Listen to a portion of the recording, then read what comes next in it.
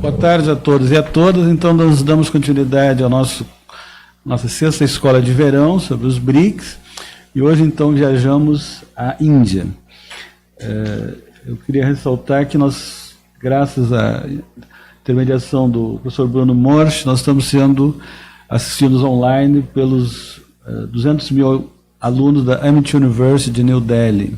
E eles vão poder fazer perguntas também. Vocês também quiserem fazer perguntas a eles, eu acho que a gente consegue manejar.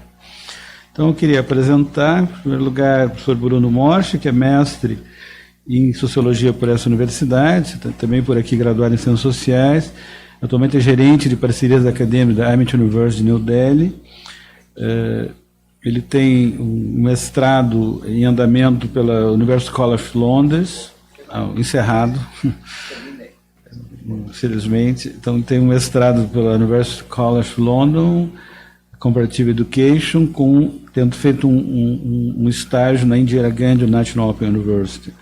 E está concluindo, ele me prometeu que semana que vem ele conclui o doutorado em Sociologia, e também esteve no Institute of Education da University of London, na Universidade do Chile, e trabalha também no Observatório de Educação da CAPES, tendo, portanto, trabalhado sobre relação de universidade, sociedade e conhecimento. Aqui, agradeço muito a sua presença. A professora Denise Jardim, que foi bolsista de iniciação científica da Sociologia ano passado, eu acho. É graduada e licenciada em bacharelado em Ciências Sociais pela URGS, mestre em Antropologia Social por essa universidade, e doutora pelo Museu Nacional, o Programa de Pós-Graduação em Doutorado Social, em Antropologia Social da Universidade do Rio de Janeiro. Fez pós-doutorado, um na Universidade Complutense de Madrid, Espanha, e outro no Centro de Estudos Sociais da Universidade de Coimbra, em Portugal. É coordenadora da CAF-URGS, da Coordenadoria de Acompanhamento das Ações Afirmativas da URGS, é professora do Departamento de Antropologia, do Pós-Graduação em Antropologia Social, tem vários livros, o último sai amanhã, é sobre promessas e incertezas da ciência, perspectivas antropológicas sobre saúde, cuidado e controle, organizado pela professora Denise e pela professora Cláudia Fonseca, e eu agradeço muito a sua. E a terceira professora, que é a professora Rochelle Facchineto, que não sou eu, estou dizendo, mas acho que virá uma foto dela, quiçá. Ela está em licença maternidade, então ela pediu. Nós fizemos um trabalho, na realidade ela fez 80% do trabalho, eu fiz 20%, então sou apenas 20% usurpadora do trabalho. Ela é graduada em Ciências Sociais, mestre em Sociologia por essa universidade, professora adjunta do Departamento de Sociologia do Pós-Graduação em Sociologia, pesquisadora do Centro de Pesquisa de Violência e Cidadania da URGS, fez estágio de doutorado no Centro de Estudos Sociais da Universidade de Coimbra, tem trabalhado sobre Sociologia da Violência e das Conflitualidades, principalmente conflitos de gênero, sistema de justiça criminal e sociologia dos tribunais. Virá uma foto depois dela, para quem não a conhece. Então, eu, de imediato, passo a palavra ao professor Bruno.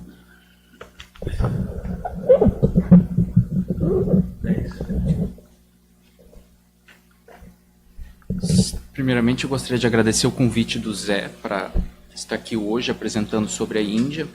Eu tenho uma série de vinculações com a Índia que vai ficar mais claro durante a apresentação. I'd like to say thank you to Varun and Ajit Chauhan, the Vice Chancellor of Amity University. Eu disse que eu gostaria de agradecer ao reitor da Amity University e o Varun, que trabalha junto com ele na Amity University. Eu sou gerente de parcerias acadêmicas da Amity University desde faz mais ou menos 3 meses. E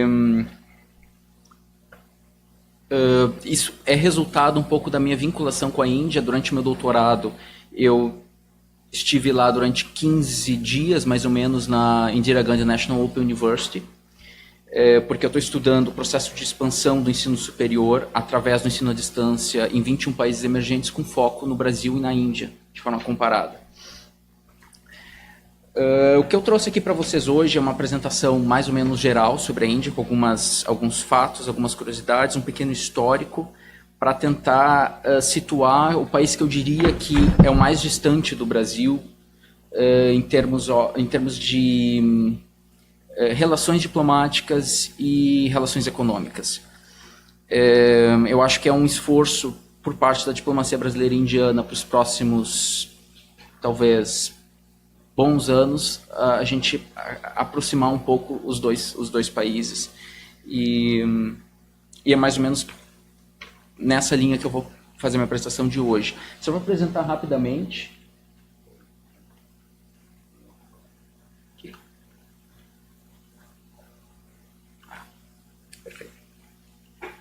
Então, só para apresentar rapidamente a instituição com que eu estou trabalhando, essa é a maior instituição privada da Índia. Ela tem por volta hoje de 200 mil estudantes online, que estão provavelmente, uma parte deles, não todos, obviamente, assistindo. Agora em Delhi é 10h30 da noite. Eles têm 200 mil estudantes online, não só indianos, mas em 135 países.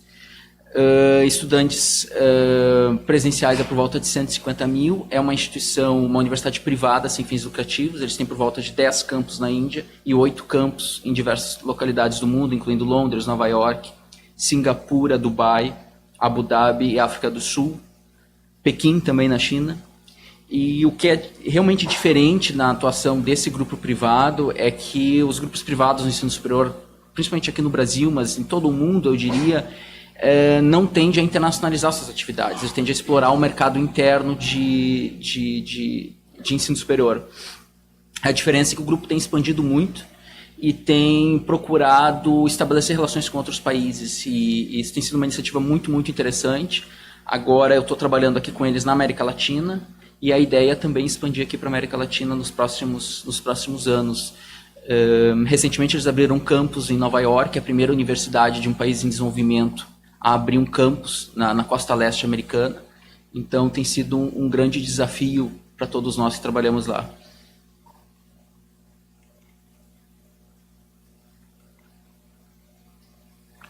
Aqui são algumas fotos. Aquela foto ali é o principal campus deles em Delhi. Abaixo tem umas fotos dos campos pelo mundo, ali a Ilhas Maurícios na África, a Nova York, Londres e Dubai. E ali foto de 2 campos em Calcutá e Mumbai, na Índia. Isso demonstra o forte interesse da universidade no desenvolvimento tanto da pesquisa quanto do ensino, muito apoiado nas iniciativas de internacionalização. Bom, agora falando um pouquinho sobre a Índia, quando nós falamos em Índia, na verdade, nós falamos sobre o sul asiático, o subcontinente indiano. Isso é uma nomenclatura um pouco estranha para nós. Nessa denominação, nós incluímos Paquistão, Nepal, Butão e Bangladesh. Tá?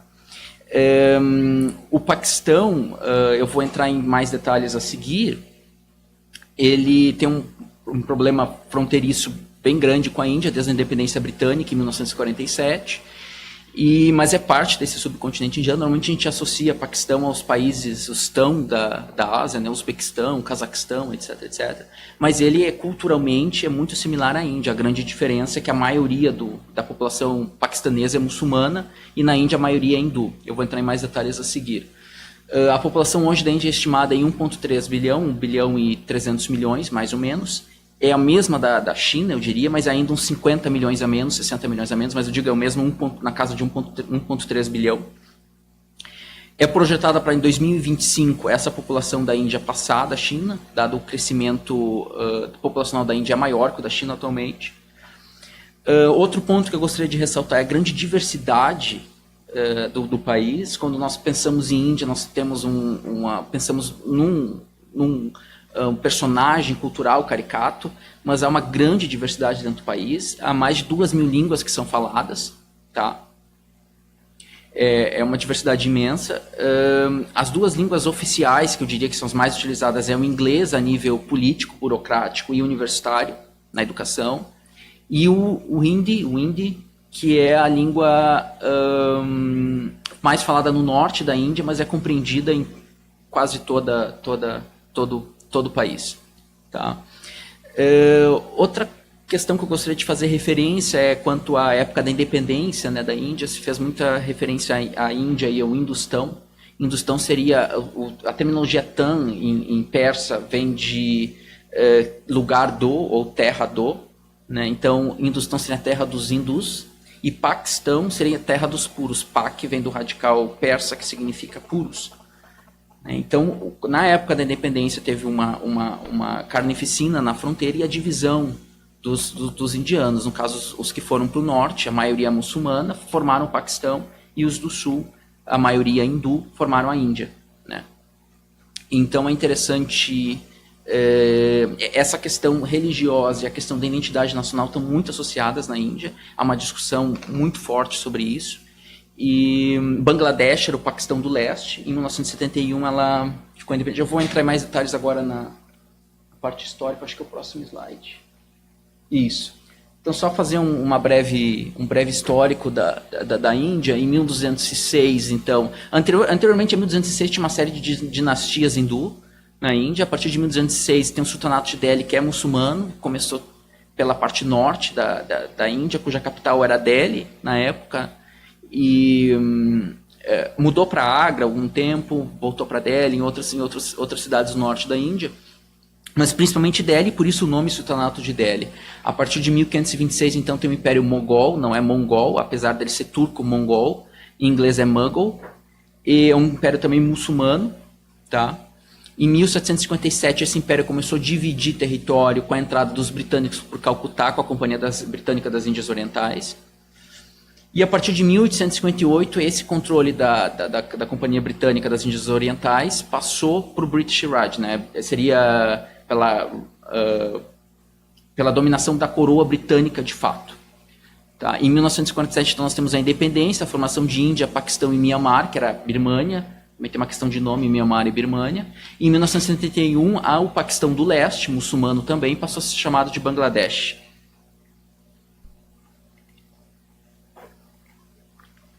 Bom, só para mencionar rapidamente a questão da demografia indiana, a população indiana concentra-se principalmente no norte da Índia, junto dos rios Gagara e Ganges, né? Até é muito famoso a Varanasi, que é na beira do rio Gange, que é um lugar de rituais, onde os hindus, é um lugar sagrado para os hindus. Não sei se vocês provavelmente já ouviram falar. E está muito associado a essa questão do rio à importância da água para os hindus, né? E também estão na região norte da Índia os estados mais pobres. Tá? E é que eu vou fazer referência agora. Ali, todas as fotos da apresentação foram eu que tirei em Nova Delhi e Agra. Agra é a cidade de onde fica o Taj Mahal, 5 horas mais ou menos de carro de Delhi. Aquela foto ali é no centro de Nova Delhi. Isso é interessante também. Delhi já existia antes de Nova Delhi. A capital no Império Britânico era Calcutá. No início do século XX passou para Delhi. E a Nova Delhi foi construída ao sul de Delhi. Hoje, Nova Delhi é um distrito da região metropolitana de Delhi. Então é muito comum os indianos se referirem à capital como Delhi, a região da capital como Delhi.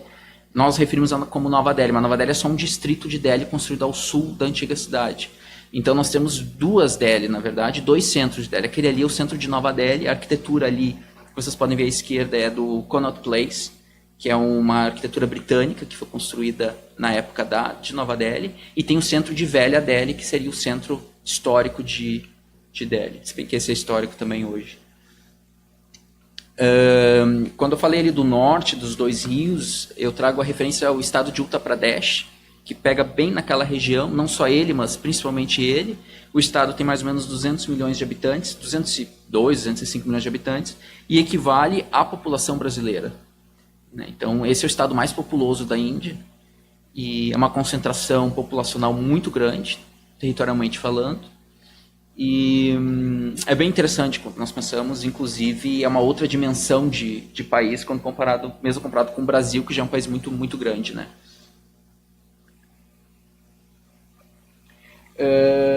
Eu trago essa notícia recente do descarrilhamento, não sei se vocês viram essa notícia no final de semana, é o descarrilhamento em Uttar Pradesh, o P ali, a sigla que eles usam para o estado de Uttar Pradesh, o estado que eu mencionei agora no slide anterior. E foi um acidente de trem que matou 23 pessoas e, se não me engano, 60 feridos, ou por volta de 60 pessoas feridas, né? Muito se fala sobre esse acidente, se falou nos últimos dias sobre esse acidente trágico, e eu acho que é importante mencionar a questão da malha ferroviária da Índia, que é uma das maiores do mundo. Isso é um pouco resultado da colonização britânica, que teve esse foco na malha ferroviária. Hoje os trens estão bem antigos, né?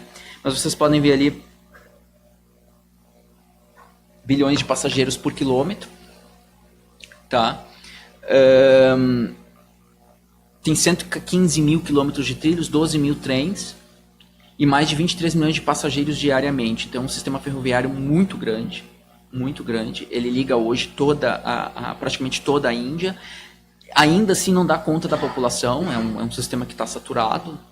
E até recentemente eles lançaram um trem de Mumbai para Nova Delhi, um trem de uma empresa sueca com novos trens, etc. Então é bem interessante e os indianos são muito apaixonados pelos trens, né? Agora eu trago um pouco sobre a religião na Índia. Como eu mencionei, o Paquistão, então, é predominantemente 90% da população paquistanesa, mais ou menos, é muçulmana. E na Índia, 79% é hindu, mas tem 14% de muçulmanos. Esses 14% no universo de 1,3 bilhão dá por volta de 180 milhões ou mais hoje de muçulmanos. Então, na verdade, a Índia é o terceiro maior país muçulmano do mundo. Então isso é muito interessante, depois de Indonésia com 225, Paquistão com 195 e a quarto Bangladesh com 148 milhões. Normalmente nós pensamos em países muçulmanos, nós pensamos no Oriente Médio, né? E na verdade nós temos ali Paquistão, Índia e Bangladesh, que são os 3 países do sul asiático, né? É bem interessante notar isso. Outras religiões indianas, que eu diria além do budismo e do cristianismo, que também está presente, é o sikhismo e o jainismo. O sikhismo é controverso, mas tem uma parte da literatura define ele como uma mistura entre o hinduísmo e o islamismo, né? Há controvérsias, não é consenso isso, mas eu trago isso apenas para vocês terem uma ideia do que é. E o jainismo é uma religião muito pequena, mas é muito de preservação da vida e de paz.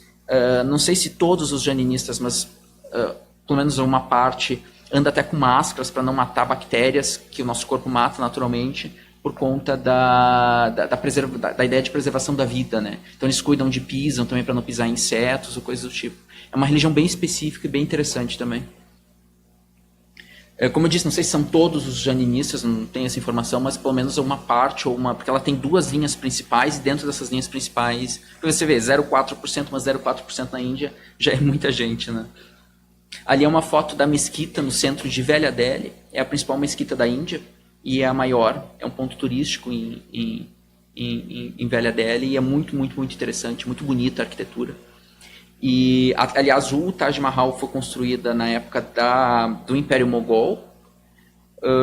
Ele segue uma arquitetura mais muçulmana, né? E muito, muito interessante também, porque a boa parte da arquitetura de Delhi histórica é de origem mais muçulmana, né? Agora trazendo um pouco mais para algumas questões contemporâneas da Índia, quando eu tive lá, o que mais me chamou a atenção foi a diferença geracional, que é perceptível. Então nós temos ali em 1940, que hoje seria uma pessoa idosa na Índia, ainda na época do Império Britânico, né? Aquela bandeira ali era a bandeira na época do Império Britânico. A partir dos anos 50, então, com a independência, nós temos a definição da Índia enquanto país e a criação da identidade do país. E nos anos 90 e 2000, nós temos a globalização. Então, quando você fala com 3 ou 2 gerações diferentes na Índia, é alarmante, assim, chama bastante atenção a questão dos valores, como vem mudando. Hoje a geração dos anos 90, anos 2000, está extremamente conectada com o mundo, em termos de YouTube, Google, Facebook, etc, etc. Aquela geração dos anos 60 e 70 era uma geração mais conservadora, digamos assim, né? Até a questão da posição da mulher na sociedade indiana, eu até ilustrei ali como figuras femininas justamente para expressar um pouco isso, né? Então isso é uma questão de gênero, uma questão muito importante lá, que está sendo bastante discutida, principalmente por conta dos estupros, etc., que ocorre principalmente na região de Delhi, mas ocorre em todo o país. E hoje nós temos um país que a internet é livre, tirando algumas questões pontuais, E essa geração tem acesso a quase todos os tipos de tecnologias que nós temos acesso aqui no Brasil. Eu vou voltar a isso mais adiante. A parte tecnológica. Eu gostaria de fazer referência ao crescimento econômico da Índia. Ano passado foi o país que mais cresceu no mundo, com 8%, passou o crescimento da China. E o resultado disso tem sido o crescimento da classe média urbana. A Índia ainda é um país muito rural quando comparado ao Brasil, a países europeus. E o que nós observamos hoje é o crescimento dessa classe média urbana. Tá? Numa pesquisa recentemente feita pelo Center for Advanced Study of India e a Universidade da Pensilvânia, que realizou uma ampla pesquisa, um amplo survey sobre a ascensão da classe média indiana, mostrou que as pessoas tendem a se identificar com a classe média. E o estudo apontou três mudanças estruturais na sociedade indiana e na economia indiana como causa: o crescimento econômico conduzido pelo setor de serviços, ou seja, resultado do boom urbano também, a expansão do ensino superior e a urbanização. A urbanização tem sido muito intensa na Índia e é projetado que em 2030 o aglomerado urbano de Delhi vai ser o maior do mundo, vai passar Tóquio, vai ser por volta de 41, 42 milhões de habitantes. Delhi, o aglomerado urbano, já passou Mumbai. Mumbai é conhecida como a cidade mais populosa da Índia, embora agora Delhi tenha tomado esse lugar e tem sido o principal centro econômico agora, ainda que historicamente a bolsa da Índia está em Mumbai e as principais sedes de indústrias e multinacionais estão em Mumbai, mas agora elas estão migrando para Delhi. Isso é um fenômeno bem interessante.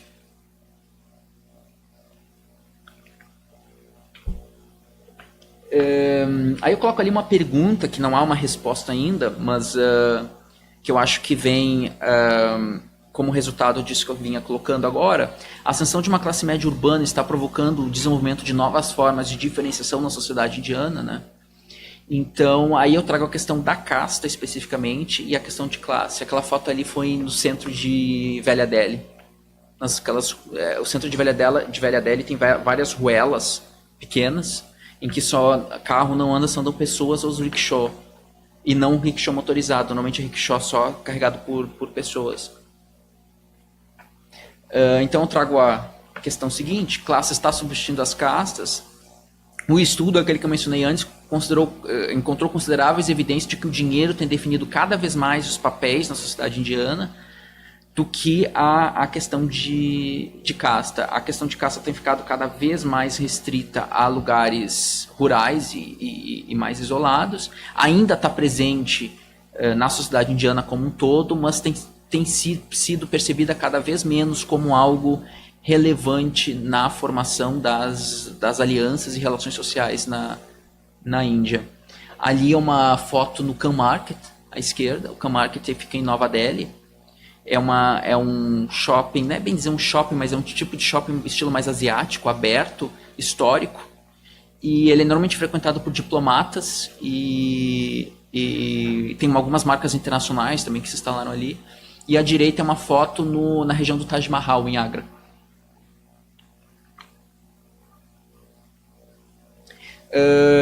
Agora eu trago um pouco para a minha área de pesquisa, que é sobre o sistema educacional indiano. Aquele mapa ali é o mapa das três, digamos assim, províncias ou três áreas de controle na época do Império Britânico. Tá? Então ali nós temos ao norte Bengal, que abrange hoje o que seria hoje o Paquistão, por isso que só tem o Afeganistão ali em cima. A região de Delhi, Uttar Pradesh, etc., cuja capital era Calcutá. Depois a região de Bombay, que é Mumbai, né, ali à esquerda, e Madras no sul, que hoje é Chennai. Tá? Nessas três cidades que havia, de fato, instituições de ensino superior. Então, na época da independência do Paquistão, por exemplo, e Paquistão do Leste, que depois veio a ser Bangladesh,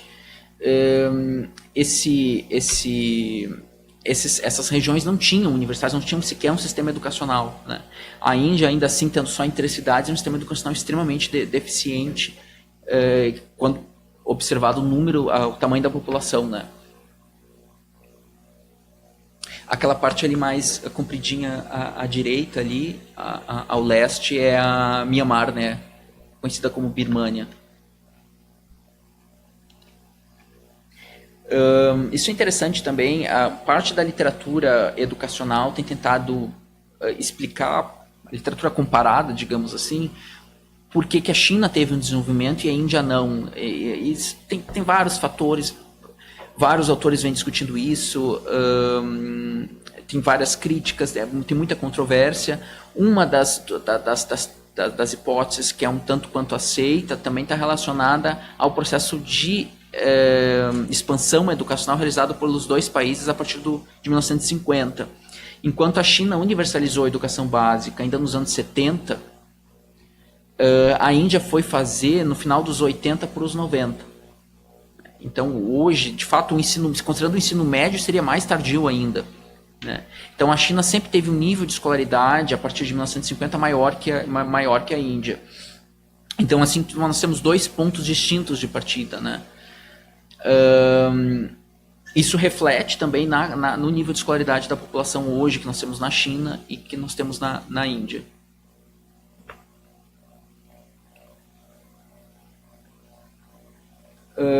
Gostaria de fazer referência também agora ao sistema a expansão do sistema de ensino superior indiano.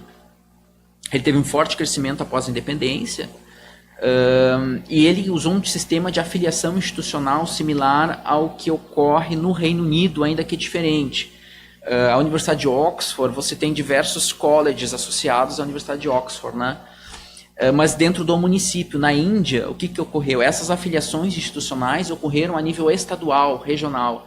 Então, tem instituições afiliadas a uma universidade que está numa cidade grande, que está a quilômetros de distância, 100, 200 quilômetros muitas vezes. Isso cria um sistema de ensino superior extremamente complexo e, por bastante tempo, um tanto quanto descontrolado, né?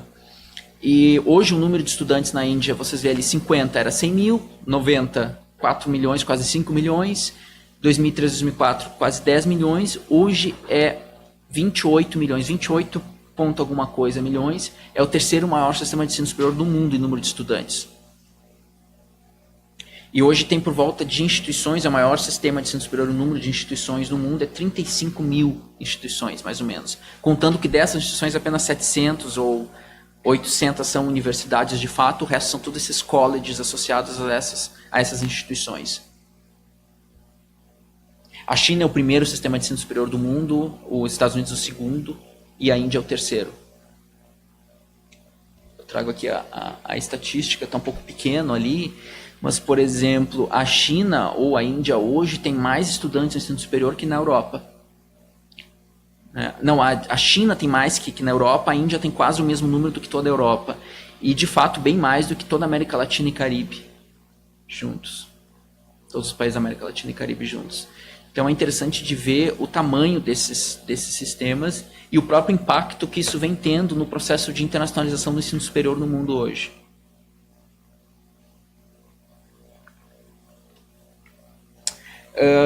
Ali ficou um pouquinho pequeno. Eu trago ali uma imagem da revista The Economist de fevereiro de 2015, com o elefante é normalmente um símbolo associado, um animal associado à Índia, né? E eles colocaram uma turbina ali, né? Fazendo referência ao crescimento econômico da Índia, tal como eles fizeram com o Cristo Redentor, na época, acho que foi 2012, decolando e depois o Cristo Redentor caindo, mas enfim. Acho que todo mundo lembra, a The Economist tem essa característica de fazer essas capas um tanto quanto otimista, um tanto quanto pessimista também, por outro lado. A Índia é hoje a maior democracia do mundo, né? Na última eleição foi por volta de 450 milhões de votantes, 448, eu acho, enfim, por volta de 400 a 500 milhões de votantes. É uma democracia parlamentarista, tá?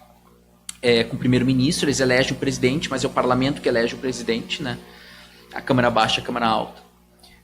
O partido do atual primeiro-ministro detém mais ou menos 2/3 do parlamento, foi uma vitória bem grande na última eleição. E a Índia também é a maior população do mundo que fala inglês, o maior país do mundo que fala inglês, por volta de 125 milhões de falantes, depois dos Estados Unidos, obviamente, né? Que é calculado em 251 milhões. Acho que é mais, mas enfim, esse é o número da fonte que eu peguei. Isso é muito interessante, porque também a questão do inglês é uma distinção de classe, como disse, inglês é a língua utilizada na justiça, na política, e no sistema educacional. Normalmente pessoas de mais baixa renda não falam inglês. Eles incorporam palavras do inglês, às vezes contam números em inglês, mas normalmente o inglês é utilizado como um fator de distinção social na Índia bem forte. Ainda assim, é um número bem elevado de pessoas que falam inglês.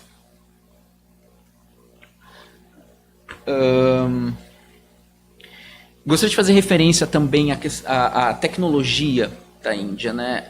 Hoje Bangalore é uma capital no centro-sul da Índia, acho que provavelmente vocês já ouviram falar, e ela é considerada o Vale do Silício da Ásia, né? Então eles têm um parque tecnológico muito grande em Bangalore, como o Brasil não tem, de fato, e a Índia tem sido muito conhecida no mundo hoje em dia justamente pela expansão tecnológica, pelo desenvolvimento de novas tecnologias. A Índia lançou um grande número de satélites recentemente, por exemplo.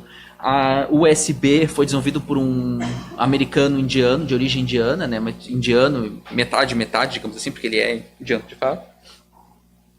E ali eu trago alguns números que são bem interessantes. Hoje a Índia é o terceiro do mundo em número de usuários de internet, o terceiro país do mundo em número de usuários de internet, né? Com crescimento anual de mais ou menos 14%, o que significa o quê? Que por volta de 30 milhões de pessoas ingressam no mundo da internet na Índia por ano. O Brasil, por curiosidade, ele é o quinto, tá? Depois nós temos o número de celulares, por exemplo, a Índia é o segundo do mundo, provavelmente esse número está mais alto, esse número eu retirei em 2015, tá?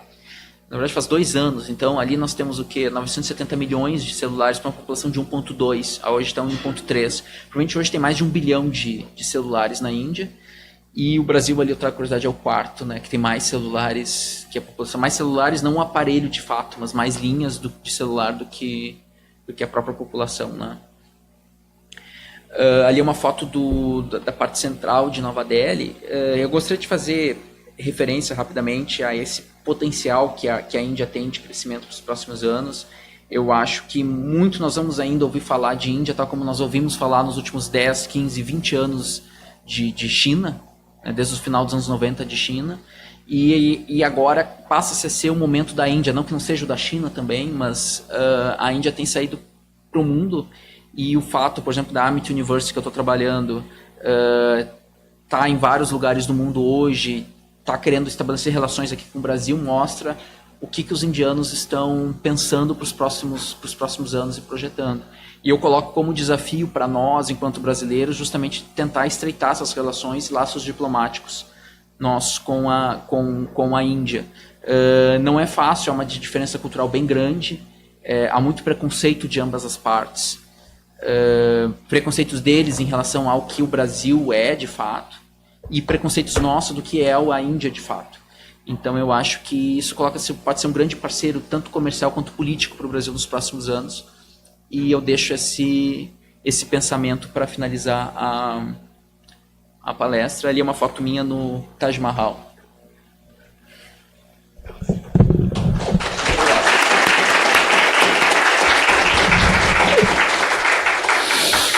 Muito obrigado, Bruno. Então, passei a palavra agora à professora Denise Jardim.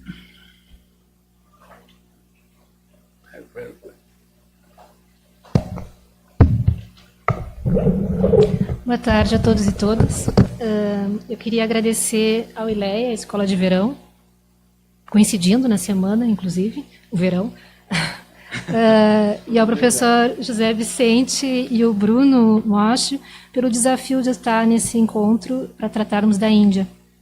Na minha fala, eu queria que vocês considerassem que essa é uma primeira versão do que eu venho estudando continuamente, né, interpelada pelo professor José Vicente quando viu que eu estava com esse livro embaixo do braço desde janeiro, né, indo e vindo com um livro sobre a Índia, a democracia, e de Christopher Jefferlot. Diferente dos meus colegas, né, e a minha familiaridade com a Índia, ela vem de várias mediações, né, de uma grande influência de minha colega antropóloga Marilda Batista, que foi professora visitante aqui em Porto Alegre, aqui na URGS, entre os anos 2000 e 2003, e que depois disso, por um concurso de uma bolsa conferida pelo consulado brasileiro para dar aula de cultura brasileira, ela se apontou para vagas na China, na Índia ou na França, e foi selecionada para trabalhar na Universidade de Nova Delhi.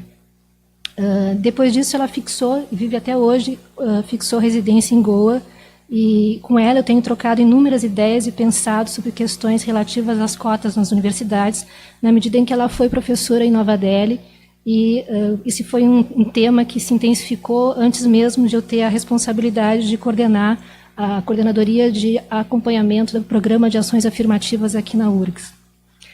Para um público que não está aqui, mas que está na internet, é importante falar que sim, há um sistema de cotas no Brasil. Ele foi votado e aprovado na universidade que nós estamos aqui desde 2007. A URGS aprovou um sistema de cotas e, posteriormente, em 2012, o Supremo Tribunal Federal aprovou a sua constitucionalidade como inventos de várias universidades públicas, estaduais e federais, e que se tornou, então, uma lei federal que coloca a obrigatoriedade de cotas no ensino superior público brasileiro. Essas cotas, só para que a gente tenha um princípio de conversa sobre as nossas proximidades e distâncias com a Índia, aqui no Brasil significa uma valorização da universidade pública, primeira questão. Todos os cotistas são oriundos de um ensino médio concluído na escola pública, mas também as cotas são combinações que têm a ver também com o perfil socioeconômico de um salário mínimo e meio per capita da família, calculado no momento da inscrição no concurso seletivo, que é um concurso de provas, e também 4 combinações, uma delas também é relativa à autodeclaração como pessoa negra ou parda, né, que é a singularidade da lei de 2012, que diferencia daquilo que votamos em 2007 e 2008, que era sobre identidade negra na URGS.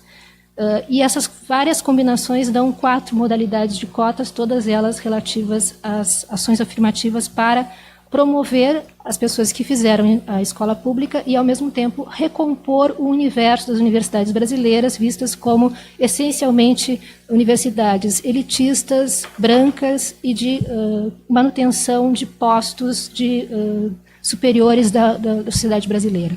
Ou seja, é uma recomposição também de carreiras de prestígio e poder na sociedade brasileira. Então, em função desse lugar que eu ocupo, nada mais poderia dizer que trabalhar sobre a Índia, ler coisas sobre a Índia, é extremamente inspirador, mas lembrando sempre que, no caso brasileiro, parece que o debate sempre olha para os Estados Unidos como algo que tem que ser colocado como contraponto do que vivemos nas cotas e o que os Estados Unidos faz com relação ao sistema de cotas, desconhecendo muitas vezes ou somente citando que a Índia é o primeiro país que adota as cotas após 1947, com um universo de experiências que transcendem somente aquele período, elas existem até hoje, com enfrentamentos muito próprios. Então, nas minhas conversas, os temas com a Marilda Batista por Skype, eu ainda me lembro, ainda falava muito mais sobre a experiência dela, se dando conta de que, cotidianamente, viver o sistema de cotas não é só uma questão de quem está sendo promovido a ingressar, mas a cotidianidade de trabalhar com cotistas. No caso que ela me relatava, dizia respeito a um universo de identificações, de autoidentificações e silêncios sobre o que eram as castas e no modo como isso percorria a sala de aula. Então, ela me chamava a atenção de que havia na lista de chamada dela uma série de sobrenomes fictícios que os alunos poderiam recorrer para não serem identificados com sobrenomes que os colocariam diretamente visíveis para o professor, que poderia ser de uma casta como de uma casta subalterna. E, portanto, produzindo uma mediação nas relações cotidianas dentro da sala de aula. Para ela era interessante, a gente conversava muito sobre essa ritualística, sobre esse protocolo de tratamento entre as pessoas, essa etiqueta complexa num mundo de desigualdades que habitavam um espaço do convívio universitário que era permeado por silêncios e cuidados a qual ela estava sendo introduzida. Então, nada mais frutífero do que trabalhar e pensar as reservas de vagas e as cotas, né, com várias experiências mundializadas e não somente com a configuração de como é o ingresso nos Estados Unidos, para que serve genericamente, e pensar como é vivido cotidianamente o universo das cotas. Então, para essa exposição, Evidentemente, porque eu passaria para vocês o Skype da Marilda Batista, a gente fica horas no Skype com todo esse problema de fuso horário, né? Valeria estabelecer também um preâmbulo, né, de que o fato dela ser antropóloga e eu ser antropóloga, nós tínhamos muitas referências clássicas sobre a Índia que eram continuamente desmontadas pela experiência direta. Ou seja, as mediações que, como intelectuais, nós tínhamos construído ao longo dos tempos, tinham que ser repensadas, né? E o primeiro sujeito a cair por terra, né, que a minha fala é a Índia dos antropólogos e a Índia das castas e das cotas. Obrigado, Bruno, por me lembrar para onde vocês vão navegar agora, né? O primeiro antropólogo a ir por terra, que ainda é muito proeminente na antropologia brasileira, é o Luiz Dumont, né? Então, os antropólogos brasileiros, eles têm se detido a falar sobre a Índia de uma forma sistemática, e já em 1995, a Marisa Peirano intitulava um artigo chamado Nas Trilhas Indianas da Antropologia, recuperando algumas indagações sobre como a antropologia incorporou essa antropologia do Luiz Dumont nas suas certezas sobre o que é o mundo indiano e, inclusive, fez vários reprocessamentos das propostas do Luiz Dumont com relação a modelos de família, sistemas de parentescos dravidianos, que poderiam ser úteis para pensar sociedades indígenas no Brasil, em alguns casos, sobre as questões de alianças e relações hierárquicas entre sistemas de famílias e parentescos.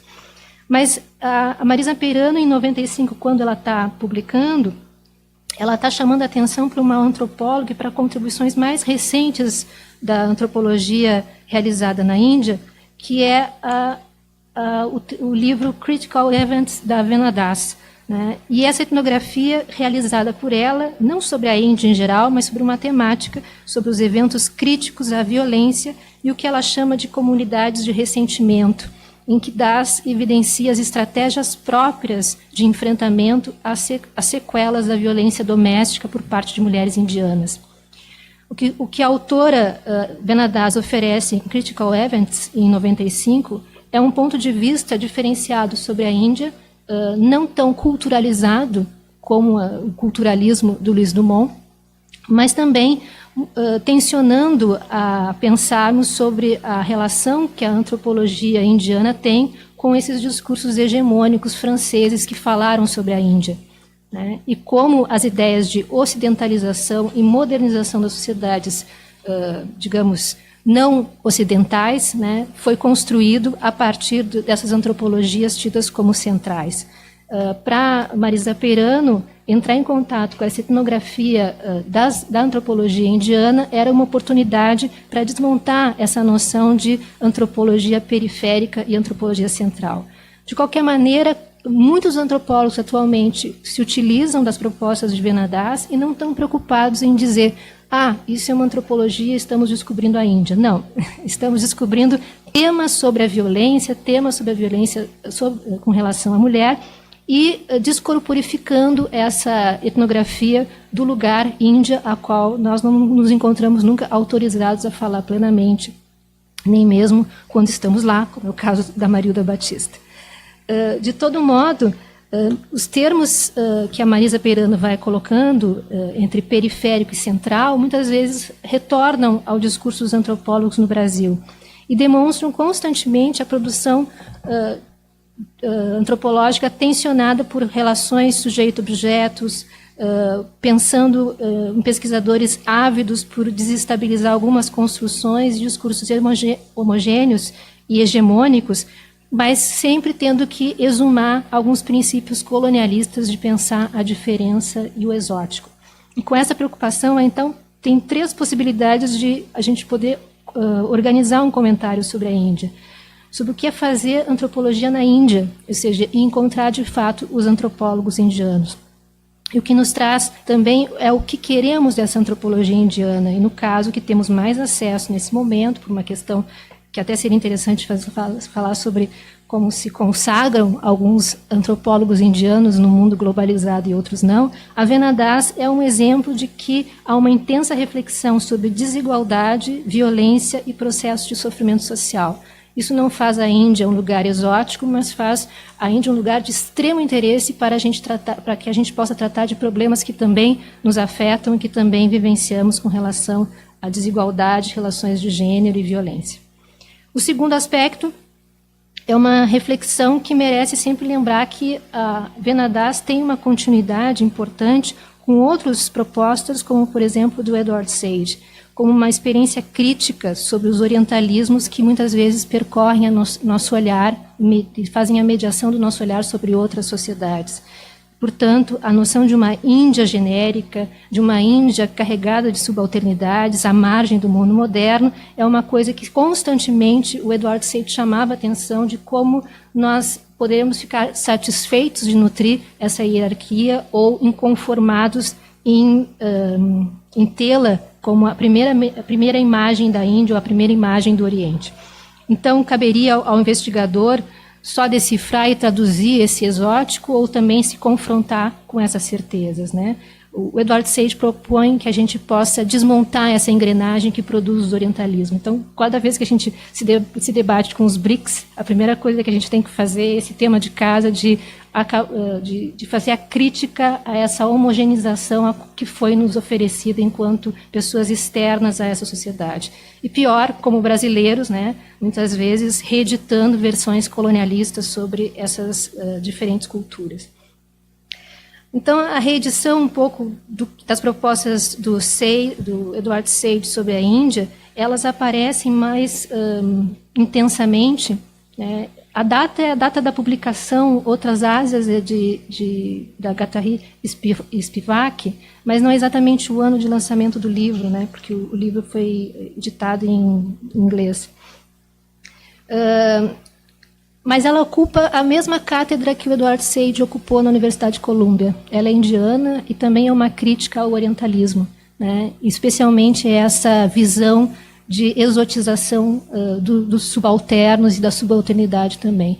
Outra coisa interessante da Spivak, que é essa indiana filósofa e também, como o próprio Edward Said, da crítica literária, da literatura comparada, é porque ela navega muito nos estudos culturais como a sua principal referência para desmontar os discursos hegemônicos sobre esse exotismo dos outros mundos, né? Em outras palavras, ela acaba também recuperando esse vigor que o Edward Said dava às suas propostas de superar os esquemas culturais orientalistas genéricos que buscam decifrar uma alma, no caso do Edward Said, uma alma árabe, mas ver toda uma engrenagem que produz essa homogeneização em termos de discursos, narrativas fílmicas e outros especialistas que se constrói oferecendo para nós o exótico, né, e a respectiva tradução de como deveríamos entender esse exótico. Essa é a capa do livro da Spivak, mas também, na atualidade, a gente tem propostas dela que também fazem esse exercício constante de descolonização, não só nas imagens genéricas da Ásia, mas também nas maneiras como as mulheres são narradas. Esse é um livro no qual crítica da razão pós-colonial é uma série de intervenções dela, e um tópico se tornou um livro independente, que é, bom, agora não ficou ruim, né? Mas se chama Pode o Subalterno Falar? É uma pergunta, e que, como fragmento, foi alçado a um livro próprio. Vocês encontram na internet em espanhol esse livro, por exemplo, na totalidade, né? Spivak, ela revisita, então, não está falando de mulheres indianas, mas ela revisita a história de suicídio de uma mulher, que é uma parente dela, inclusive, e que foi compreendida genericamente como um suicídio de alguém que sucumbiu à ordem social, de uma mulher solteira que teria engravidado e que havia compreendido ela própria que estava infringindo e poluindo sua casta. E por isso ela teria cometido o suicídio. E a Spivak chama, esse é o discurso hegemônico. Ele cola, ele adere à versão da mulher subalternizada e que sucumbe ao poder. Esse mesmo suicídio narrado pelo Spivak recupera os indícios da fala dessa mulher. Ou seja, pode o subalterno falar, e ela lembra que um dos indícios é o fato de que esta mulher esperou a menstruação para depois cometer o suicídio. Era como se ela tivesse deixado um recado e transformado seu ato em um contundente protesto à pressão social a qual fora submetida. Então, é o tipo de narrativa em que ela busca mostrar que nós ficamos muito confortáveis com o discurso hegemônico e nós não prestamos atenção na singularidade, nas relações e no ato comunicativo de determinadas narrativas. Então, esse é o exercício, digamos, literário que a Spivak faz, com que a gente olhe aquela imagem imediata, mas também não se contente com a imagem homogênea que está sendo ofertada sobre esse outro exótico. E o terceiro aspecto, talvez, que nos aproxima da Índia também na atualidade, ainda surge da indagação de como nos relacionamos com mundos tão distantes. E no caso da minha colega Marilda, que trabalhou com cinema etnográfico, a gente poderia ter essas mediações, e temos essas mediações muito facilitadas, embora não tão facilitadas a ponto de a gente ouvir um filme de Bollywood que dura 2, 3, 4 horas, mas aqui a gente tem essa versão étnica também do que seria o indiano, né? Talvez os indianos também tenham a versão étnica do que seja um brasileiro, né? E também necessitem desmontar essa versão genérica. Mas a gente tem aqui alguns exemplos muito interessantes que percorrem a filmografia. Eu vou citar alguns filmes, Casamento Indiano, acho que foi o primeiro que eu entrei em contato, um filme chamado Nome de Família, que também é muito interessante, As Aventuras de Pi, e também Quem Quer Ser Milionário. Mas o Nome de Família é interessante porque já mostra um filme cujo tema é uma família que vive entre a Índia e os Estados Unidos. E também com o enigma de um nome de família, que o rapaz não sabe por que tem o nome de um cara da literatura, Gogol, né? E a partir desse enigma do nome de família, ele tem que se situar no mundo entre a tradição e esse mundo americano universitário. Então, questões bem contemporâneas, né, que acho que o Bruno estava referindo, desse atravessamento de vários mundos no mesmo mundo, fazendo com que a noção de sociedade complexa, que o Frederic Bart propôs nos anos 60 para a gente pensar o Paquistão, não seja uma sociedade complexa porque seja industrial, mas porque seja uma sociedade permeada por várias referências simultaneamente para as pessoas que vivem essa sociedade. No caso, ele estava falando desse Paquistão. E aí, talvez, para completar, né, 2 livros importantes do Christopher Jefferlot, um deles, a Revolução Silenciada na Índia, e esse livro que eu tenho carregado para cima e para baixo, apesar de todas as páginas, né, e que me trouxe aqui, Índia, a Democracia pelas Castas, né? Levanta com as 2 mãos, né?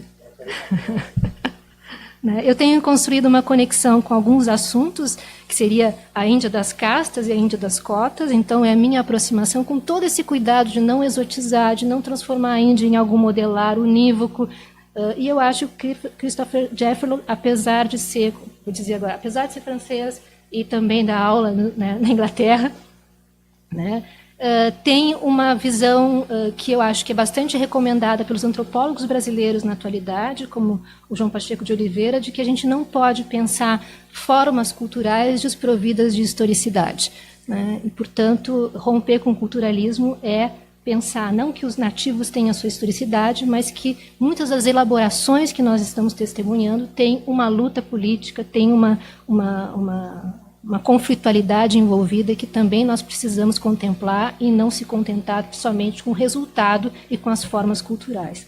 Eu tenho construído essa conexão com a Índia, especialmente porque, como falou o Bruno, ela é uma das democracias, das maiores democracias, e, segundo o Christopher Jefferson, a mais longeva, o que nos interessa muito atualmente. Né? E, além disso, ela é uma referência porque ela vive esse paradoxo que nos é muito presente, ou seja, que eu estou aproximando a Índia dos dilemas brasileiros, que ela viveu o paradoxo entre ter uma democracia formal, parece tão bem arquitetada no parlamentarismo, e viver o paradoxo da democracia real, ou seja, da não existência, da desigualdade da sociedade indiana. Então, a Índia é uma referência, para mim, porque ela também está pensando que nós estamos também, e aí eu me aproximo disso, de como vivemos e vivenciamos a desigualdade social em vários âmbitos, não só no âmbito econômico, mas no âmbito também das relações pessoais. As cotas na Índia nos instigam a pensar esses diferentes aspectos da sociedade que, até o ano de 53, quando foi nomeada essa comissão sobre as cotas, e essa comissão tinha 11 membros representantes das castas baixas, se contabilizava aí que haviam 2.399 castas que representavam 32% da população indiana. Então, é interessante que, quando a gente volta ao Dumont, assim, mas ele não me disse que as castas eram isso e aquilo, não parecia tão simplificada a vida, né?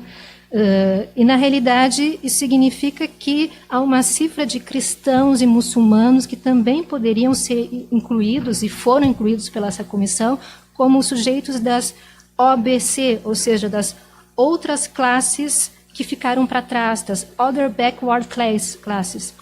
E a discriminação positiva visava dar representatividade política e promover classes que foram deixadas para trás no desenvolvimento da Índia. Então, cada vez que nós associamos o sistema de cotas às castas a uma questão cultural da Índia, a gente deixa de perceber que, historicamente, o que estava em jogo ali também era o monopólio do poder. E, portanto, que o sistema de castas estava sendo destinado aos cargos administrativos por questões de discriminação, e eram, então, debatidos, então, como promover essas pessoas, tanto para alguns universos de formação acadêmica, como a medicina, né, quanto também para ocupar o Estado, a máquina do Estado, a administração pública. Então, se esse livro me trouxe até aqui, é porque ele lançou para mim a possibilidade de pensar de que maneira, digamos, limitada nós pensamos as cotas na Índia através de uma informação culturalista de que elas dariam conta do universo tão somente de mobilidade entre castas, né? O quanto a historicidade desses períodos que o Jeffrey fala, e ele fala dos anos 50, mas também fala dos anos 74, nos demonstram que esse sistema de cotas não é um sistema esquemático, ele também é um campo de disputas políticas. E, portanto, não estão dando conta só de questões de uma diversidade religiosa ou de uma subalternidade regional, mas também estão nos mostrando que ela oferece para a gente uma demonstração de que existem regiões que nós devemos compreender, o norte e o sul da Índia, para a gente entender também o funcionamento dessas cotas, como elas são gerenciadas na Índia atual. O Jeffrey dedica o livro a compreender como diferentes regiões da Índia, após esse período pós-colonial, recompuseram forças políticas e o que isso representou no avanço de algumas castas em relação a outras no período colonial, e depois do período, nesse período pós-colonial, o quanto essas castas baixas e os subalternos foram também motivo de preocupações. Ele afirma que a política de discriminação positiva introduzida pelo Congresso indiano e herdada dos britânicos é parte de um processo político em que a democracia formal e a democracia real são um jogo de força constante. As ações afirmativas na Índia, portanto, buscaram atingir a recomposição da representação política no Congresso e são dirigidas também a romper monopólios de castas, as mesmas castas que foram mais ou menos fortalecidas, né, como alianças, para constituir um sistema colonial. Diferente do que a gente pensa sobre a Índia das castas, e aí eu falo dos antropólogos que ainda são muito nutridos pelas propostas de Louis Dumont, o poder das castas, segundo esses historiadores, é também algo relativo a uma interferência colonial britânica que diferencia formas de cooptar lideranças na hierarquia dessas castas no sistema colonial. E esse processo que os antropólogos nutriram de culturalização das castas não nos permite entrever diferentes aspectos da história indiana, entre eles porque se reduz a casta como uma expressão cultural. Ou seja, o Dumont faz um grande trabalho, um grande esforço analítico para dizer casta não é classe, casta não é religião, casta é casta. Ou seja, tem uma lógica própria e hierárquica.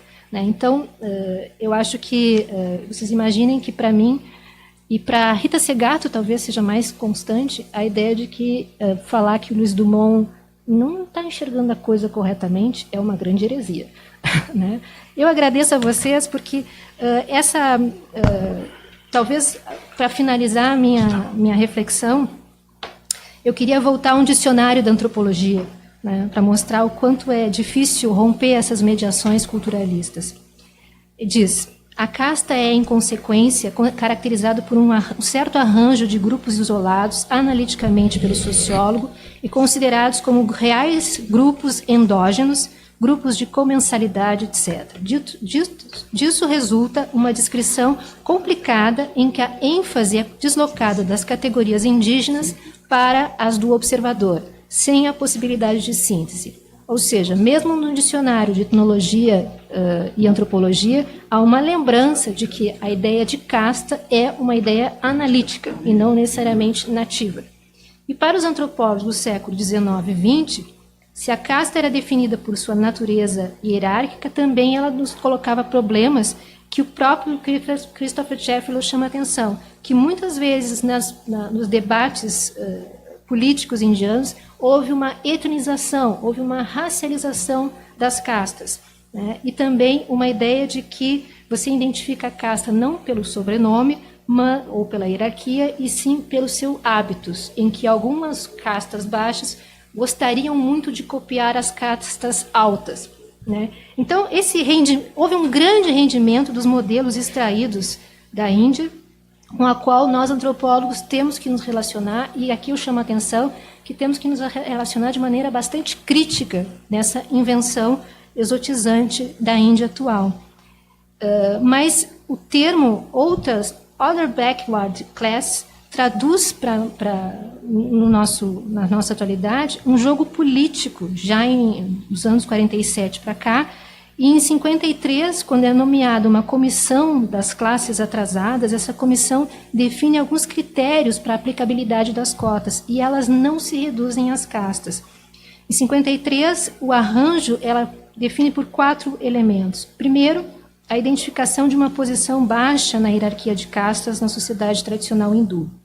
O segundo fato é que de uma parte substancial da casta ou da comunidade sofreu um atraso educativo. O terceiro elemento é a ausência de representação ou uma subrepresentação na administração. E o quarto elemento é uma subrepresentação no comércio e na indústria. Ou seja, as cotas na Índia não são uma questão que se possa reduzir à sociedade de castas, e sim uma questão social com relação à desigualdade social. Ela não é o único critério utilizado pelas cotas. E durante os anos de 61 e 75, o Christopher Sheffield mostra que, diferente do que a gente nutre, as cotas também não são um mero remédio para a desigualdade ou um propulsor de conflitualidade na sociedade indiana. O sistema de cotas acaba expressando as desigualdades e as conflitualidades presentes na sociedade indiana. Talvez uma das palavras mais recorrentes que ele utilize nesse trabalho é que as cotas mobilizam, ou seja, são um tema da sociedade. Diferentes protagonistas disputam os sentidos de inclusão e exclusão das recomendações quanto ao sistema de cotas. E, finalizando mesmo essa minha exemplificação, eu acabo aprendendo muito sobre isso, porque no Brasil, cada vez que se fala sobre a eficiência ou ineficiência do sistema de cotas, se acaba pensando, mas ele cria muito conflito. Mas ele não funciona. E, na realidade, a experiência indiana me mostra que, durante décadas, esse tem sido um assunto, porque trata-se de um assunto relativo à desigualdade social e formas de discutir e reparar essas dificuldades. Então, eu acho que, talvez, a Índia seja algo inspirador, né, e fazendo um exercício, não pela sua exoticidade, mas pelos desafios que ela nos coloca a pensar sobre a sociedade brasileira também. Obrigada.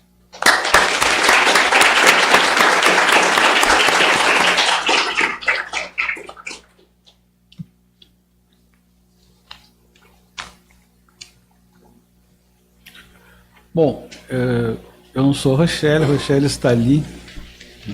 E nós fizemos esse trabalho há um tempo atrás, com o Vitor Ribeiro e Alex Teixeira, a partir de alguns encontros que tivemos com os sociólogos, principalmente chineses e indianos, e nos deu vontade de, bom, latino-americano, e fizemos um trabalho que está disponível na pasta do nosso Drive, comparando a sociologia latino-americana, chinesa e indiana. Eu conheci, comecei a conhecer, fui apresentado a sociologia indiana em 1990, no Congresso Mundial de Sociologia em Madrid, primeiro que teve como tema globalização, e lá foi eleito o Oman, que era o presidente da Sociedade Indiana de Sociologia, e foi eleito presidente da Sociedade Mundial de Sociologia. Ele acho que veio ao Brasil, não a Porto Alegre, mas ele veio ao Brasil, encontrei com ele em alguns outros lugares. E mais recentemente, esteve aqui, inclusive nessa sala, a professora Sujata Patel, que acho que atualmente, ou foi a presidente da Sociedade Indiana de Sociologia, convivi com ela na direção da Sociedade Internacional de Sociologia, e que tem uma vasta obra, ela esteve em vários eventos da Sociedade Brasileira de Sociologia. Depois, aqueles encontros que o professor Li Peiling começou a fazer sobre os BRICS na China, 2 vezes eu estive novamente com os indianos, e a impressão que eu tenho é que então daí nós chegamos a dizer, bom, nós precisamos saber um pouco dessa sociologia. Foi um trabalho mais feito pela professora Rochelle, e que compusemos o nosso livro, que eu acho, quer dizer, quando eu começamos a olhar, foi horrível, porque vimos o tamanho da nossa ignorância, né?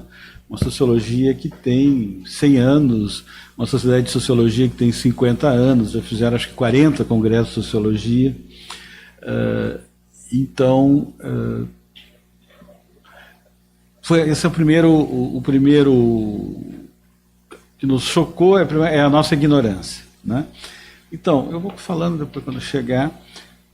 Então, é óbvio que, como foi falado, né, pelos colegas, há um período pré- e pós-independência, né, que todos conhecemos, e é muito interessante porque amanhã vamos falar da África do Sul, que o Gandhi morou, hoje são 1 milhão de indianos que vivem em Durban, na África do Sul. O Gandhi morou lá há algum tempo, bastante tempo, né? Então, o grande problema nosso é como fazer esse diálogo internacional nos BRICS do ponto de vista das ciências humanas, que é algo que está começando, muito inicialmente, e que, então, temos que continuar. Então, o que é interessante, primeiro, é essa herança colonial. Quer dizer, a sociologia na Índia inicia em 1914, com a criação da Escola de Economia e Sociologia em Bombay e o Departamento de Antropologia na Universidade de Calcutá, em 1917. Então, é muito semelhante ao Brasil, né? E a China. Eles começam mais ou menos na esteira do Spencer, do Darwin, principalmente na época, né? Acho que o Durkheim acho que não era lido, né? Mas, em todo caso, e com o processo britânico de colonização, as ciências sociais aparecem nesse processo, e muito que se falava da antropologia, exatamente tanto a francesa como a inglesa, que foram um pouco parcelas desse modo de dominação colonial. E havia uma série de estudos qualitativos e quantitativos. Isso começa a ser incorporado. O professor Elcio Trindade vai publicar um trabalho interessante sobre a sociologia na América Latina, na França, na Inglaterra e na Alemanha, e ele mostra lá o quanto uma perde página com um autor, me escapou o nome, que pela primeira vez começa a incorporar essa sociologia ou antropologia das colônias no pensamento propriamente europeu. Isso novamente é esquecido, né? Embora vocês lerem, por exemplo, Lévi-Strauss, Tropic, ele vai dizer, eu aprendi as regras do estruturalismo olhando 2 fenômenos. As aldeias Bororo, perto de Rondonópolis, eu acho, né? por aí, no Mato Grosso, e, e as maquetes de Estado-Maior que o exército francês fazia de todas as cidades fronteiriças entre a França e a Inglaterra, perdão, a França e a Inglaterra não, a França e a Alemanha, fazendo, que era uma reconstrução. Há um museu em Paris, agora está em Lille, você via a maquete da cidade, então permitia, diz o Lévi-Strauss, você vê as regras estruturais que ordenam o espaço social, né? Bom, então você tem uma primeira fase, né? Estudos são desenvolvidos por antropólogos europeus, administradores, missionários e viajantes, uma série de estudos etnográficos, né? E, obviamente, então, são estudos de outsiders, né? de estranhos sobre as culturas nativas. E isso aí vai, de algum modo, perpassar o pensamento americano e europeu do estrutural funcionalismo, do empiricismo. Isso é o que era ensinado na Índia nessa época.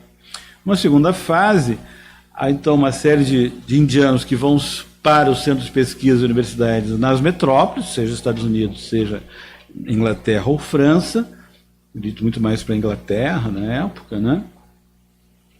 O que eu faço?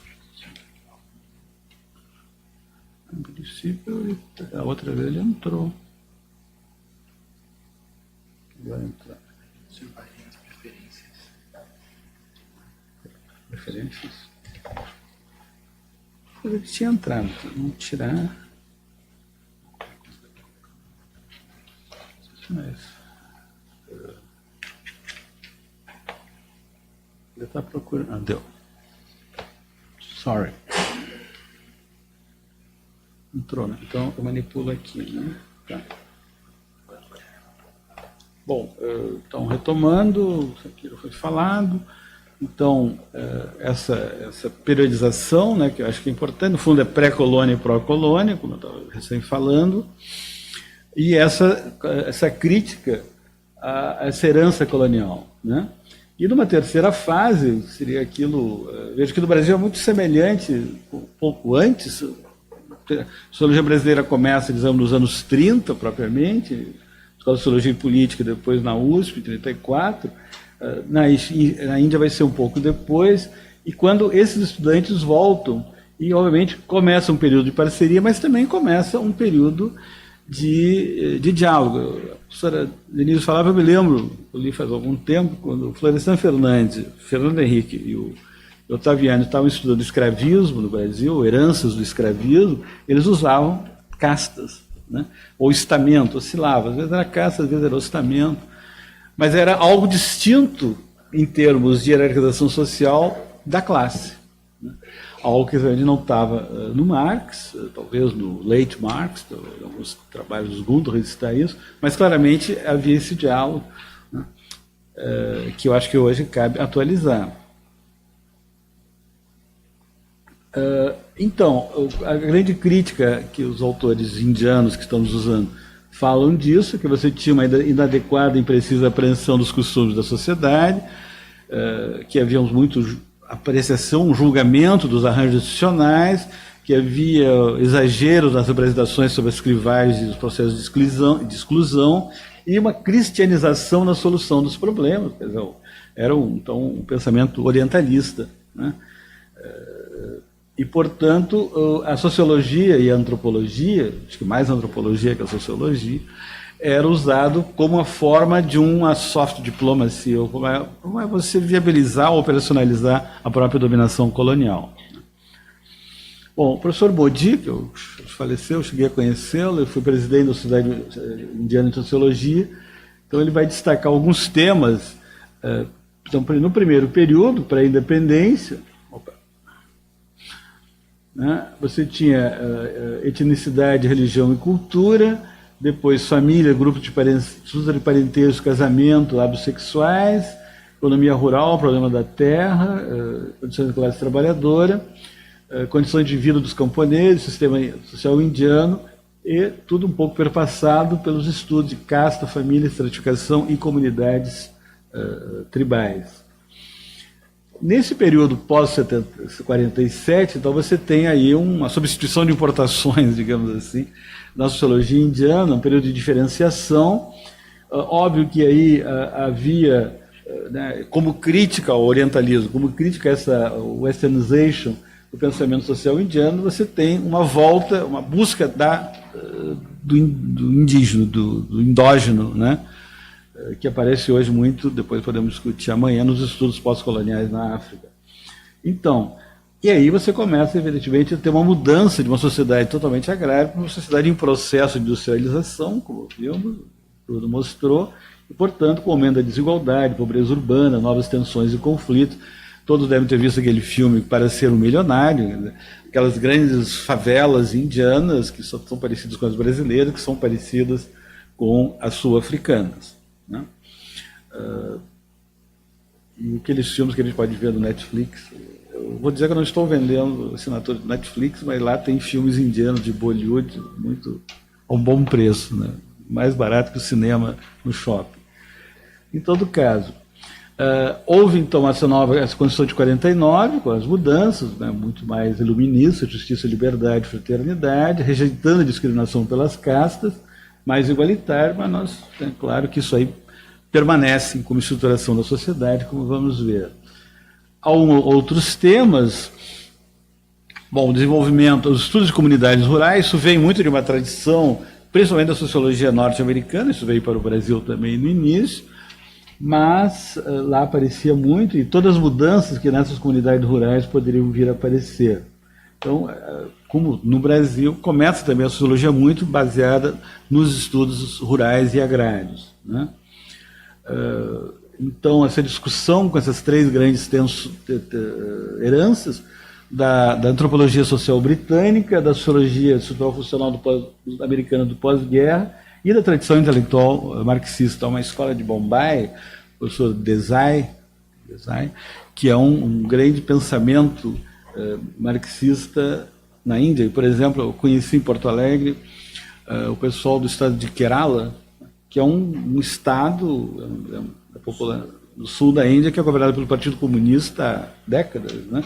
E tem experiência, eles vieram aqui para discutir o orçamento participativo, eu participei na reunião com eles e o Olívio Dutra, foi muito interessante. Então, em seguida, daí todo o debate, né, isso acho que é muito paralelo ao que faz o Said em relação à discussão sobre o orientalismo, ao que mais tarde vai fazer a professora Anne Chang, que falou aqui na ILEA já, do Collège de France, sobre a sinologia, o nascimento da sinologia na França e na Inglaterra, ela dizendo que para os historiadores da literatura, perdão, da filosofia, não podia colocar a filosofia chinesa nos estudos, até porque não sabiam.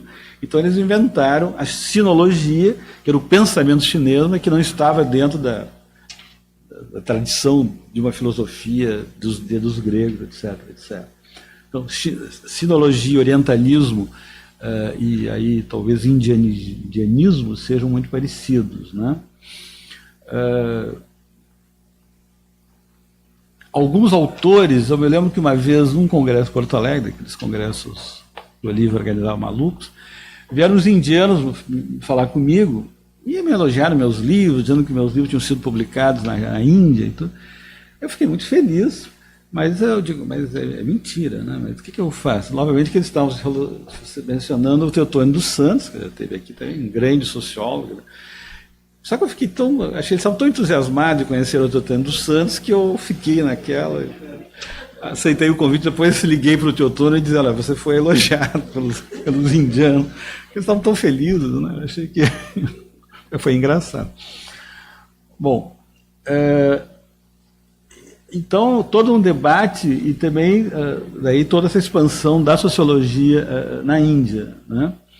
Então, vários autores, né, o Omei, que eu conheço.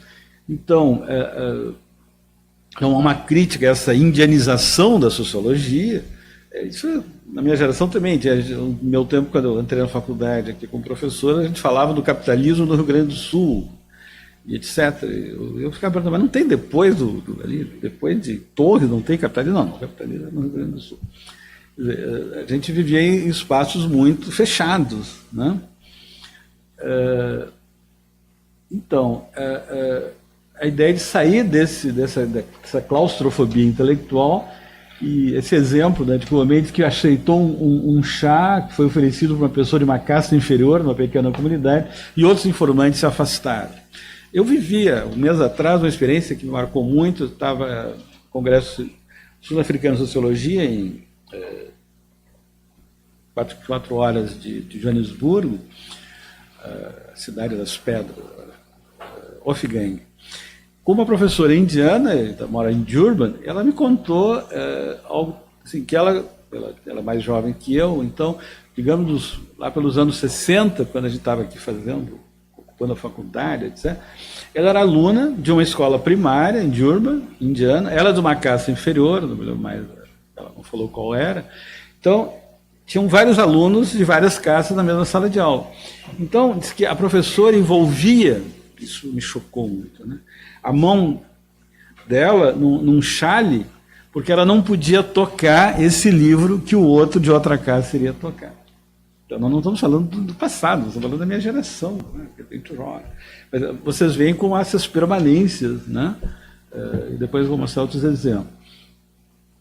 Então, eu acho que com o Oman começa essa enorme expansão da sociologia indiana. Eu me lembro de, em alguns encontros, reuniões internacionais de sociologia, faziam mesas com as 5 grandes sociedades de sociologia do mundo. Para minha grande surpresa, era Estados Unidos, Inglaterra, França, Rússia, Índia e Brasil. Nós sempre tivemos lá na mesa, falando não sei o que e tal.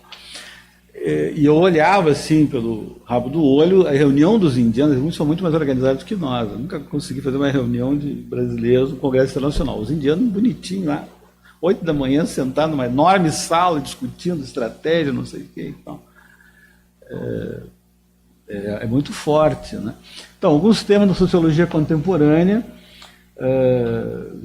são muito parecidos com os nossos: justiça social, ecologia, meio ambiente, gênero, liberalização da economia, fome, direitos humanos, globalização e estudos urbanos, né? Mesmo que ainda seja não tão urbanizada como o Brasil, mas você tem uma emergência de enormes cidades, né? Bombay, Calcutá, New Delhi, Goa, acho que é menor ainda, é pequeno. Goa parece que não se fala mais português, mas em todo caso deve ter bons restaurantes. Deve ter bons restaurantes como tem em Macau, né, português. Então, essa sociologia contemporânea olhando para as transformações dos anos 90 dessa sociedade. Então, vejam, você tem 100 anos de sociologia, tem 35 ou 36, não consegui fazer bem a conta, congressos de sociologia. No Brasil nós estamos em 30, né? Vejam, há semelhanças aí, embora são paralelas que nunca se cruzaram, né? Talvez um dia a gente tenha que fazê-lo. Então, há toda uma crítica dessa modernidade colonial, desse eurocentrismo, desse orientalismo, da Sujata Patel. E aqui uma citação dela, né? Então, fundada a sociedade, foi muito afetada pelas clivagens do regional, do local, a questão da linguagem, ou do nacional, a questão, né, como poucos ainda relativamente falam indiano, um sobre 15, mais ou menos, um sobre 10. E, óbvio, aí começa a falar, esse texto recente, sobre um governo de direita, né? Então, o que a gente vai ver depois, no final, você tem aí uma emergência na Índia, como algo muito parecido que está acontecendo na América Latina, em alguns países, inclusive no Brasil, se houve um ciclo de desenvolvimento includente, com diversidade cultural, etc., tudo que implica, você tem um outro ciclo, que não começou aqui, começa no Chile, começa no México, começa na Colômbia, depois agora vem da Argentina, que nós temos chamado, o professor César Barreira e eu, de um ciclo de desenvolvimento dependente, neoliberal economicamente e conservador, e socialmente conservador. Todas as pautas a gente pode ver, muito semelhante ao que você falava sobre a Índia, né? Então, nesse segundo momento, né, desde os anos 90, você tem esse nacionalismo metodológico, a Sujata Patel fala, a sociologia da nação, né? Portanto, uma maior, múltiplas vozes, das múltiplas faces desse processo de modernização. O Bruno mostrou muito bem, quer dizer, que é indubitável, é fantástico, né? Uma vez eu ouvi o professor Li Peilin congresso, ele tinha um mapa do mundo que ele dizia o seguinte, bom, dividia o mundo em 4 pedaços, o pedaço de minerais e agropecuária era Brasil e Índia, Brasil e África, o pedaço da grande manufatura era a China e o pedaço do software era a Índia. Eu vi excursões, falei com algumas pessoas indianos em Beijing, Shanghai, que vinham trabalhar em software na China. Talvez exatamente pelo enorme desenvolvimento do ensino superior, talvez por uma proximidade tanto com a língua inglesa, como também com a cultura do número, que é muito forte na Índia, como na China e no Oriente Médio. E a China é um polo atrativo. Então você vê que aquilo que no primeiro dia, você se lembra, a professora chinesa mostrou as 4 primeiras grandes invenções, que era a pólvora, a imprensa, e outras 2 que eu esqueço, e as 4 novas era o high-speed train, o trem de alta velocidade, a compra pela internet, o pagamento pela internet, e tinha um último, eu também não lembro. Celular. Então você tem uma complexidade, essa ideia da complexidade é muito interessante. Você tem sociedades que são complexas, que são desiguais, mas que são extremamente dinâmicas. Não é à toa que vem aparecer a palavra BRICS, lá pelas tantas e tal. Bom, óbvio que essa questão, a professora Patel fala então nesse feminismo. Ela tem um artigo que ela então vai tentar discutir as formas institucionais e não institucionais de um fluxo de poder através de relações culturais, sociais e econômicas. Portanto, o Bruno falou, colocando essa questão do feminismo. Vou mostrar na sexta-feira, a gente tem alguns dados sobre violência, a gente trabalha nos BRICS. Evidentemente que os números são difíceis, tal como no Brasil, haveria 44 mil estupros por ano. As feministas dizem que deve ser 3 vezes mais, eu acredito que realmente o é. Na China eu ainda não consegui dados sobre estupro, mas apareceu muito violentamente na imprensa. Houve um estupro coletivo de uma moça num ônibus, se eu me lembro, na Índia, New Delhi. Isso foi, exato. Isso provavelmente foi recente, 3, 4 anos. Isso foi uma explosão de um tema que a gente... um excelente documentário. Um tema que não aparecia. Quer dizer, para nós que estudávamos violência, a própria ONU fez um mapa sobre homicídios no mundo, e é muito interessante, eu vou trazer aqui na sua... Quanto mais a gente vai para o Oriente, menos aparecem homicídios. Mas no próprio estudo da ONU, que 2, 3 anos atrás, Global Homicides, você também mostrando que relativamente, vou mostrar isso sexta-feira, os poucos dados que se tem sobre violência contra a mulher são muito maiores na Ásia do que nas Américas e na Europa, talvez na África também. Então esse tema, influência essa escola marxista, esse grande autor, design, e alguns desafios para o futuro, com isso eu concluo. Então a Sujata propõe uma nova episteme, que consiga conectar o local, regional, o nacional e o global, que seja teórica e metodologicamente eclética e que seja comparativa por natureza. Então, um pouco o que eu acho que é o grande desafio do tal dos BRICS, em termos intelectuais, é essa comparação. Se um dia sair como eu falei no início, os 15 cursos de pós-graduação que foram aprovados pela CAPES, que é o que tem 2, um na área de informática e outra, nós estamos junto com o professor Tom Dauer da Unicamp, na área de estudos BRICS, a professora Soraya, eu e a professora Melissa. Então, olha, a pergunta é como os currículos vão ser construídos, que livros podem substituir ou não. Vocês olharem os manuais, aqueles livros gordinhos, que, você vai na Inglaterra e nos Estados Unidos, são geniais. O Bruno já me mandou alguns, ele tem uma fonte lá, e que são geniais. Você compra um livro pelo preço de uma entrada de cinema, você tem um curso ali dentro. Tem alguns, assim, 1000 páginas sobre criminology, 1000 páginas sobre violence, etc, etc. E todas as outras áreas, economia e tudo. Nós não temos isso no Brasil. Na sociologia brasileira, você tem se você é alguém... Tem autores de livro de introdução à sociologia que eu nunca vi na minha vida. Eu estou há 45 anos na sociologia. Eu até pensei que não existiam. Talvez não existam, mas são os livros mais vendidos. Curioso. Então, e a gente tem um preconceito, porque os livros, os manuais que a gente tem, pelo menos na área de sociologia, são os manuais estrutural funcionalistas americanos dos anos 50, nunca foram atualizados. Não é o handbook de Oxford, que saiu mês passado sobre macroeconomics, os violence, etc. Né? É o passado. Então, o que cabe a nós, vocês, principalmente, que eu já estou fora, é reescrever os nossos manuais para responder a pergunta da Sujata. Quais livros podem substituir os anteriores? Né? Para sair daqueles malditos xerox, né? Ou os benditos, como é que chama aquele que a gente põe na internet, né? O PDF, malditos e benditos. Talvez a gente tenha que escrever manuais. Bom, para concluir, como estabelecer um diálogo com a sociologia mundial, uma pergunta que ela se coloca. Só trouxe 2 exemplos, mais esse livro do professor Modi, ele me deu pessoalmente, Modernization, Globalization and Transformation, né? Então ele vai tentar discutir as relações complexas dos fenômenos sociais com outras formas sociológicas, outras preocupações sociológicas, tais como marginalidade, movimentos sociais, middle class, cultura, consumo cultural, etnicidade, ou a sociedade global, ou a sociedade de risco, né? E para concluir, também distribuímos hoje, tem um estudo genial que foi feito pelo International Council of Social Science, que é uma brasileira, coordena, a professora Elisa Reis, apresentou agora na SPBC, um mês atrás, que é World Social Science Report, e é inteiro sobre desigualdade. Vocês têm disponível, tá, na página. É genial, né? São 150 autores, com dados, etc, etc. Eu fui no tempo que eu tive. Então, o que ele vai dizer, quer dizer, você tem,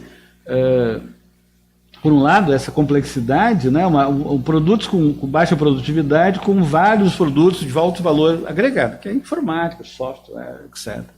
Né? E, ao mesmo tempo que as desigualdades cresceram desde as medidas de liberalização econômica dos anos 80, o país se expandiu, né, como o Lula mostrou muito bem. Mas então você tem divisões socioculturais operando por gênero, por casta, por community, que se fortaleceram através da sua intersecção, né? Uma Heinz dizendo nos anos 40, contemporaneidade do não coetâneo. Essa palavra me veio agora, essa expressão. É muito isso, né? A contemporaneidade do não coetâneo. A gente tem que ser absolutamente pós-evolucionista, senão não dá certo. Né? Ou seja, você tem intersecção com os novos drivers, os novos vetores socioeconômicos com aquelas outras realidades. Então, a Cássio e outras formas de discriminação social, que tem uma longa tradição, interconectaram com a acumulação capitalista para gerar formas particulares do mercado de trabalho segmentadas, ou seja, o capitalismo na Índia. Isso foi publicado agora. Estou falando que foi publicado 2 meses atrás. Vocês têm disponível aí. Então, o capitalismo na Índia, globalmente integrado, usou modos de discriminação, de exclusão recorrentes, ocorrentes, do seu próprio benefício, para obter mais lucros, etc, etc. Então, em suma, Dhanyavad. É assim que fala? Namastê.